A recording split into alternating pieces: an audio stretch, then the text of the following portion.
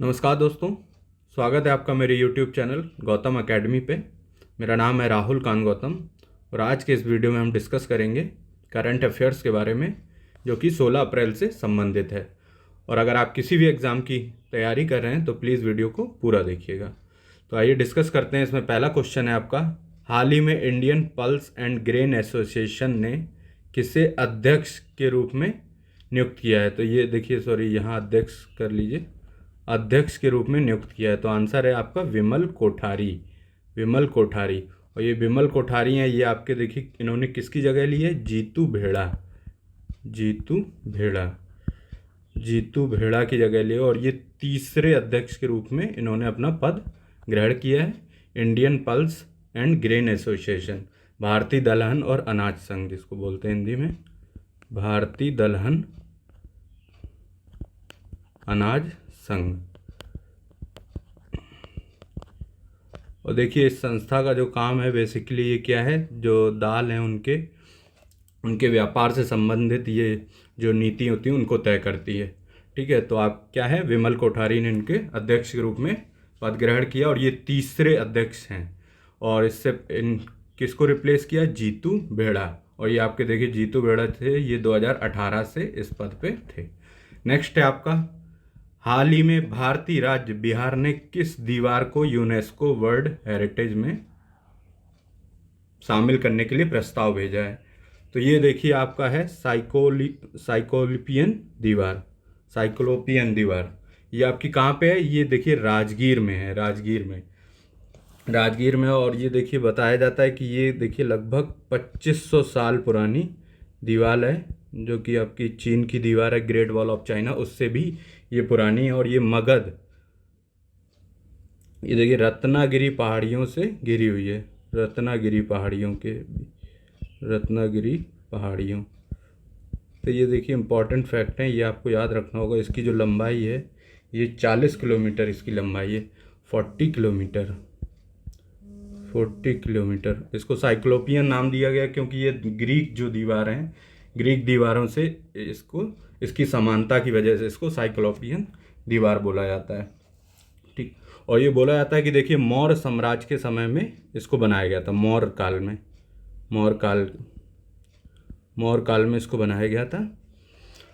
तो इसको UNESCO world heritage में शामिल करने के लिए सरकार ने प्रस्ताव भेजा है और इसको पहले भी इसको प्रपोजल भेजा जा चुका है, बट उन्होंने रिजेक्ट कर दिया था। अब देखते हैं कि इसमें बिहार में कितनी यूनेस्को साइट हैं। तो बिहार में देखिए आपका 2 यूनेस्को साइट हैं। एक आपका है नालंदा विश्वविद्यालय, ये आप याद रखिएगा, यहाँ से क्वेश्चन बन सकता है। नालंदा विश्वविद्यालय, नालंदा विश्वविद्यालय। और इसको मिला था, जो यूनेस्को हेरिटेज साइट में शामिल किया था 2002 में। और इसको बनवाया किसने था? ये कुमार गुप्त के द्वारा, कुमार गुप्त फर्स्ट। और दूसरा है आपका Mahabodhi temple, Mahabodhi temple, Mahabodhi temple. ये आपका बोध गया में है, जहाँ पे महात्मा बुद्ध ने ज्ञान की प्राप्ति की थी। तो आपको ये सारे फैक्ट इसमें याद रखना है। 2 साइट हैं, नालंदा विश्वविद्यालय जिसको 2002 में यूनेस्को वर्ल्ड हेरिटेज साइट का वो मिला था और इसको कुमार गुप्त ने बनवाया था। और दूसरा है आपका महाबोधि टेम्पल। तो ये चीज़ आपको याद रखनी है। नेक्स्ट है आपका, हाल ही में किस देश ने भारत को गेहूं आपूर्तिकर्ता के रूप में मंजूरी दी है? तो ये आपका देखिए मिस्र ने हाल ही में भारत को गेहूं आपूर्तिकर्ता के रूप में मंजूरी दी है। और ये देखिए रूस और यूक्रेन की वॉर की वजह से, क्योंकि देखिए रूस और जो यूक्रेन है ये गेहूं के बहुत बड़े उत्पादक थे और ये उसको क्या एक्सपोर्ट करते थे। ठीक है, एक्सपोर्ट करते थे, जिससे कई देशों में ये गेहूं जाता था। बट अब युद्ध की वजह से ये आपूर्ति नहीं कर पा रहे हैं, तो इसीलिए कई देशों ने दूसरा अपना सेकंड ऑप्शन खोजा है। तो इसीलिए मिस्र ने भारत को गेहूं आपूर्तिकर्ता के रूप में मंजूरी दी है। नेक्स्ट है आपका,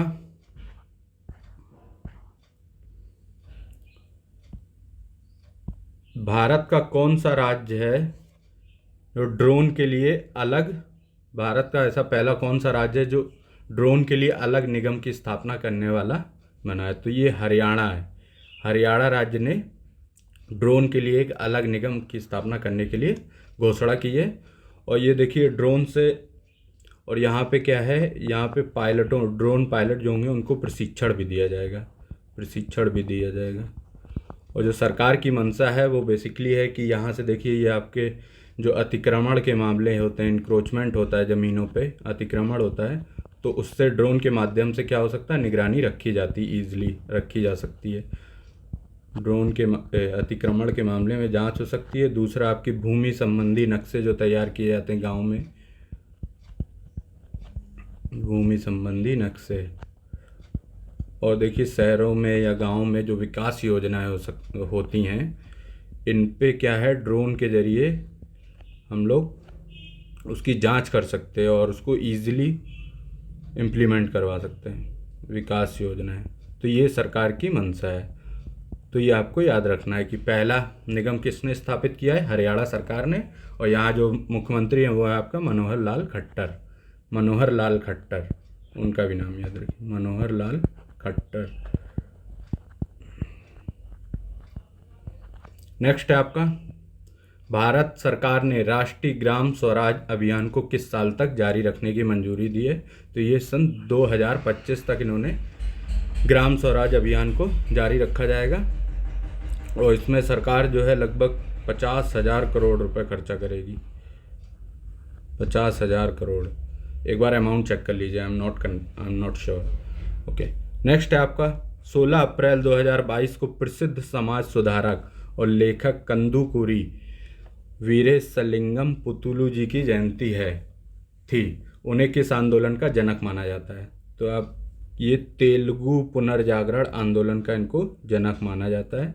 अब ये देखिए कंदुकूरी वीरेशलिंगम जो थे, ये आपके ब्राह्मण परिवार में इनका जन्म हुआ था, ब्राह्मण परिवार में जन्म हुआ था, बट ये क्या थे, ये आपके जो जाति प्रथा थी उसके घोर विरोधी थे, जाति प्रथा के घोर विरोधी थे। और इन्होंने महिलाओं की शिक्षा के लिए भी काफ़ी प्रयास किया था, महिलाओं की शिक्षा के लिए।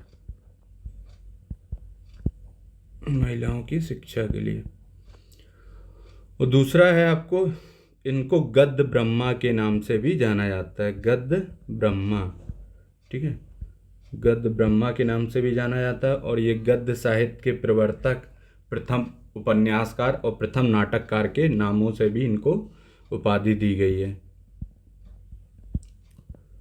प्रथम उपन्यासकार, और ये प्रथम नाटककार के रूप में भी जाने जाते हैं।